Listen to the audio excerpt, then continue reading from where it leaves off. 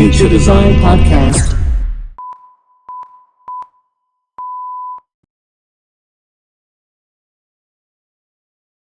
I'm okay. How are you? Yeah, I'm all right. It's always a little bit hard working from home, and I got all this office set up right now, much more advanced than I had before. But then it kind of allows me to do more things a bit better. So it's maybe sometimes you got to look at things a bit positively and say, well, at least I got a good home office system now. So that's kind of what I'm feeling right now. And how about you? So, Matt, you're a Bitcoin long only fund that started very recently, and you've been in the space for quite some time. You also ran Astronaut Capital before. Can you tell the listeners, what it means to have a long only Bitcoin fund and how you're kind of working through this kind of turmoil at the moment? Yeah, sure. To your first question, firstly, you've heard of hedge funds, or a lot of you have probably heard about hedge funds, which is a fund manager that goes in and they're buying things here and they're selling things here across all different asset classes. And maybe sometimes when they think the market's going down, they short it. So that's what we call an active fund. They trade up and down with the swings in the market. What we do at Stack Funds is we essentially just create a vehicle for investors to get into one asset right now, which is Bitcoin. And I guess the reason we do that is because buying Bitcoin in large amounts is actually pretty difficult still. I know it's been like almost 10 years now, but it's pretty difficult. It's fraught with risk. And so we have created essentially vehicles that are full custody and insurance and compliant for large institutional investors to come in. And that's long only mean we buy it for them and then they get out whenever they want. So it's a pretty simple concept, but nonetheless very interesting in this time of the market. To answer your second question, how are we going? I think reality in terms of this whole work at home thing started to hit pretty recently. I think it was last week that it came in Singapore, I think it was. And not working from an office sort of sucks. I never thought I would say that. Like usually you've got this grand idea of being able to work from anywhere, but I did see for a moment some productivity really go out the window. There's too many distractions at home. I live alone, but nonetheless, there are a lot of distractions everywhere. So trying to remain focused on your tasks or even come up with the right tasks, I've found to be pretty difficult. And now I feel like I've become a master at creating lists, okay, and trying to reprioritize these lists. I ordered a whiteboard and whiteboard markers from Amazon yesterday, so I don't know when they're going to come. But it's sort of changed, I guess, the way that I work right now. And getting out once or twice a day for a run. I think I'm jogging now like almost 8 kilometers a day, which is nice. So I'm staying fit, I guess. That's what boredom does to you. But yeah, I guess throughout this whole pandemic, Singapore came in a little bit later than some of these other nations have been looking at. Like I've been following a lot of New York because of the markets, which has probably got the almost the highest mortality rate now on a per day basis. And I think we sort of started this whole lockdown phase a month after. I didn't actually think it was going to come to Singapore. I didn't think it would be that big of a deal, and it has. And so, as I said, that reality started to hit. We've got about 8 people in our team globally, right? And essentially, we've always been worked on, I guess, a bit of a decentralized basis, I'll call it, with people all over the world. But we are now using Zoom what feels like 6-7 hours a day. So, technology right now, I'm really understanding the importance of that. And we're getting used to it. It's just hard to, I guess, know how long you can keep your sanity depending on, whether this is extended or what. But that's where we're at.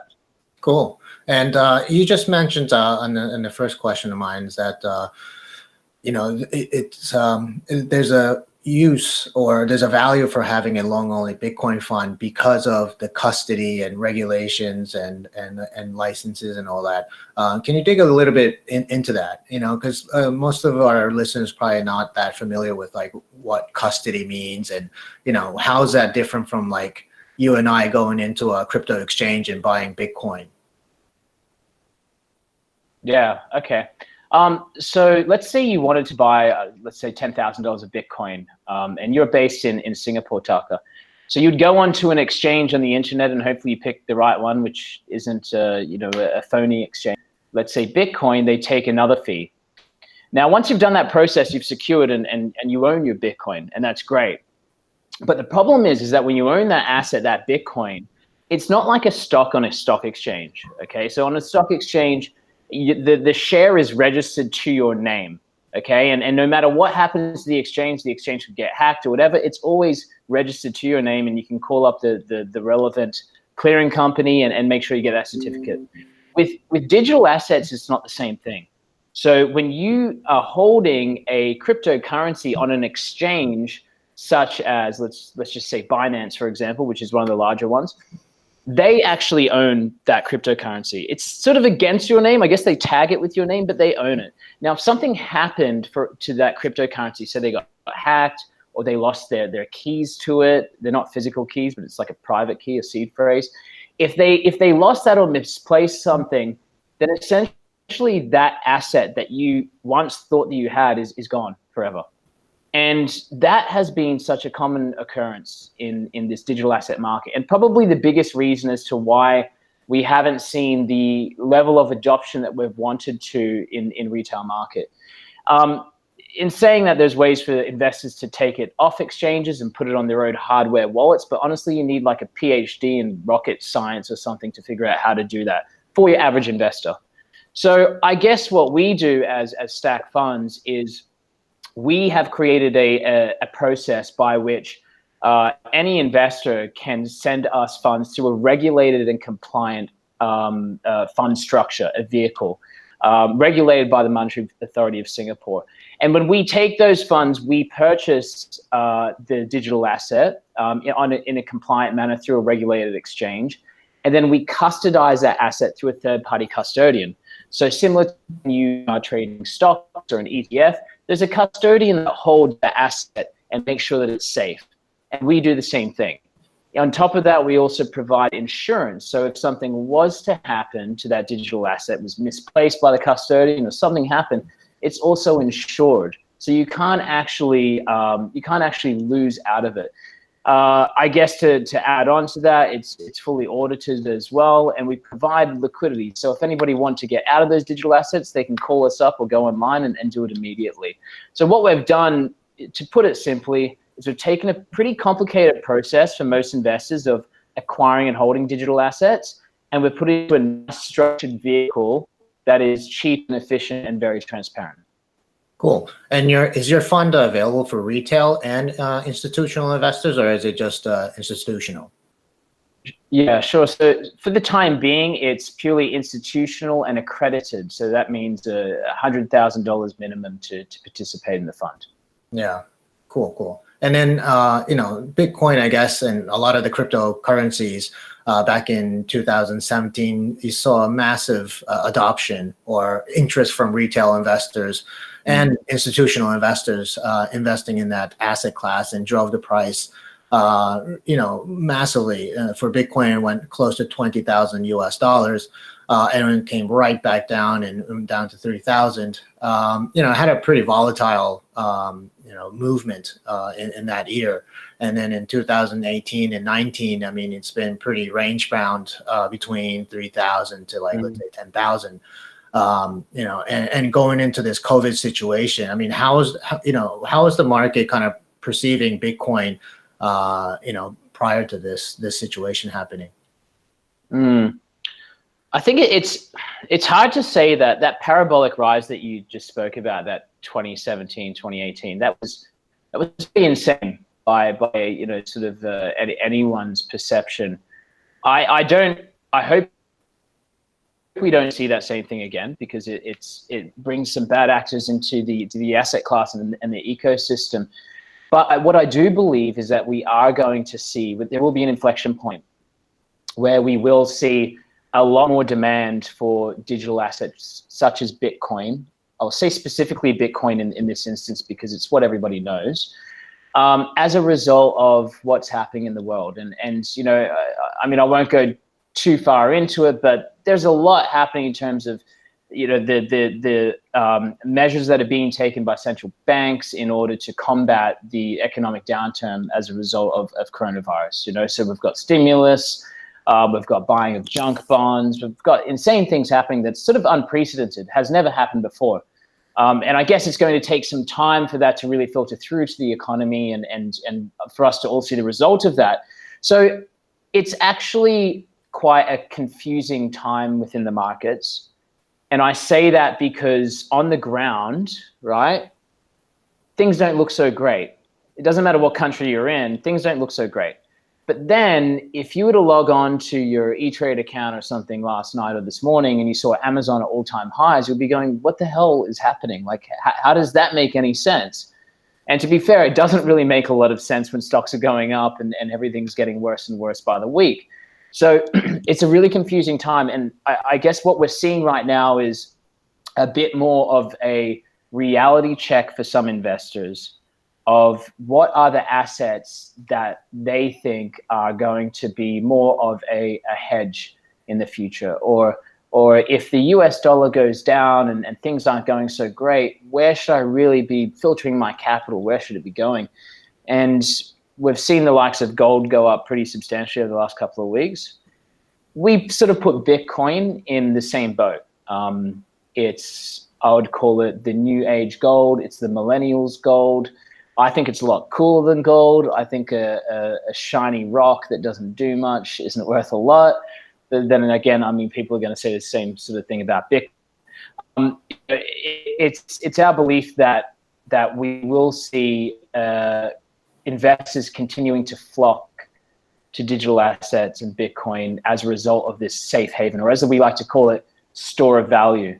And without price predictions, I would say that we are seeing a lot more interest over the last couple of weeks than we have ever before, and we expect that to continue. And Bitcoin used to start out as a digital cash system, and now it just seems like it's a safe haven asset, just like gold. And do you think that would be the same going into the future as well? Yeah, I do. I think, at least looking at this extremely objectively, the Bitcoin white paper was named basically peer-to-peer currency as cash. It was a method of exchange. I don't see it as that anymore. And I think that's one of the great things about Bitcoin. It is whatever you want it to be. But if we look at what it is today and what people are using it for, they're using it to speculate. Okay, and you can say that that's a currency, or you can say that it's a commodity or a store of value. What I see it is a store of value, and I believe that because doing transactions on Bitcoin it's not easy, for one, but the underlying currency is so volatile that utilizing it for a method of exchange is sort of insane. If I send you $100 right now and by tomorrow it's down 15%, you'd be pretty pissed, I'd think. That's a little bit of a problem when it comes to these currencies. So I don't believe that right now it is. It could be in the future. I'm not discounting it, but what we are seeing is obviously that speculative nature of it, because you've got huge companies that have come into the space. You've got Fidelity, you've got the Chicago Mercantile Exchange trading futures, CBOE. Everyone's coming into this space. It's taken some time and a lot of growing pains, but it's happening. And so, we, from our perspective, I think we're going to continue to see that build up. And it's not necessarily this whole Bitcoin as a currency that is going to bring new adopters in. I think it's more so taking that gold route. And just on that point, when you talk about the volatility of Bitcoin, so as I just gave you that example, it's down 10% within a day after me giving it to you. That's exactly what happened to gold in the 1970s as well. Exactly the same thing. So that when it got listed on an exchange for the first time, every 3 or 4 days, it dropped like 5%. So we see Bitcoin as really early in that time horizon of being that store of value, that safe haven asset. Yeah. And then as the kind of older generations are retiring, and those people are probably the most believers in gold. And then, I guess millennials and onwards between the boomers are looking at this asset class as a safe haven, just like gold, but even, as you say, better. And do you think that that's kind of like showing in this market right now? Are a lot of people kind of going into the market, going into Binance or other these crypto exchanges and pouring more money into this space? Do you see that happening during this COVID times? Honestly, the narrative is there to say that. I think it's too soon. I think it's a little bit too soon. And I say that because there's a lot of nervousness still in the market across every asset class. People don't even know what's happening to property values yet. How can you tell if you can't sell it? So what's going to happen in 6 months? Do people really want to put their spare cash into Bitcoin? Do they want to put it into Apple? Do they want to put it into Amazon? It's really hard to say. What we do know is that the liquidity in Bitcoin and volume has been going up, but not as much as one would have expected in this, this correction that's been in the market. So, our expectation is that we should see more onboarding of new investors coming up, but that's out the volatility in the market, and it can change day to day. As you know, with a market like this, whether it's equities or anything, it takes a day or two for sentiment just to flick the switch, and all of a sudden we're back where we started, and people were bearish again.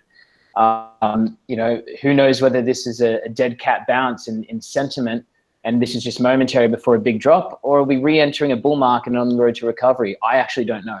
It's really hard to say. Yeah. And then now the kind of major currencies around the globe are printing more money and driving down interest rates a lot lower. How do you think that would affect the Bitcoin market? Because we've been seeing large size printing of cash and low interest rates for the past 12 years, ever since the global financial crisis, and it seems like it's going to exaggerate the situation, right? Because no money was pulled back in by the central banks, and it's only increasing in size, and there are people out there talking about hyperinflation that might come, or even some sort of inflation that should come theoretically, right? So how do you think that would affect the Bitcoin market? Yeah, I'm in the same line of thinking as to exactly what you just said. The question really is how long is it going to take for people to jump onto that narrative, for them to understand that inflation is happening, for them to understand that $6-7 trillion of money has been printed and put into the market to buy top stocks and junk bonds, and is that going to make everything more expensive for them in the long run? Is it going to lead to inflation or stagflation? These things will take a lot of time, and it's really hard to say, as I said before, whether the market can factor them in right now, because there are just so many unknown unknowns, as I like to say. Right now, if it was for me, and obviously I'm quite biased, but for me, extremely bullish on the asset class of digital currencies, in particular Bitcoin. And we're looking at it, from a perspective of acquiring now, and if it drops, continue to acquire again and again in dollar cost average. The fundamentals for cryptocurrency and Bitcoin in particular make so much sense now that if this situation continues to happen and Bitcoin, over the next year or two doesn't do well, then it needs to find another use case, because it's not a safe haven. So it is Bitcoin is still, nonetheless, it's a 10-year-old experiment. And like any experiment, the use cases for it will change, and the meaning of what it is will change, and the narrative will change. We talk about correlations. If the stock market is going down, then Bitcoin must go up. That's not the case. Bitcoin is extremely uncorrelated in almost every way, at least over the long term, over the last 5 years, not over the last 3 weeks. So it's still an alternative asset. When people need liquidity, they'll sell it. If they're worried about inflation, then hopefully they'll start to buy it, as we're starting to see with gold, and we might see that lag. So to answer your question, I think it's too early to really say, because the market and investors have not been able to price everything in themselves. Their head's still spinning. They're still sitting at home, bored out of their brains, probably overanalyzing, paralysis by analysis, as I say, thinking what the hell is going on. And that's the perspective that I think is happening in the market right now. Yeah. And professionally, you say that you just, you just don't know what's going to be next. But obviously, you're definitely full on into Bitcoin, right? So how did you get into Bitcoin in the first place? How did I get into it? Okay, so I got into it back in early 2011, I believe it was. Early 2011. It's so many years back. I was working on a trading desk in Australia, and we're trading derivatives. And it was sort of it's an interesting time because we were reading some articles, going through some investment thesis. We were trading small caps at the time and some pretty weird derivatives all over the world. And one of my team brought up this Bitcoin thing, and I looked at it, and let's be honest, I thought this magic internet money has got to be a scam. Like, it has to be a scam.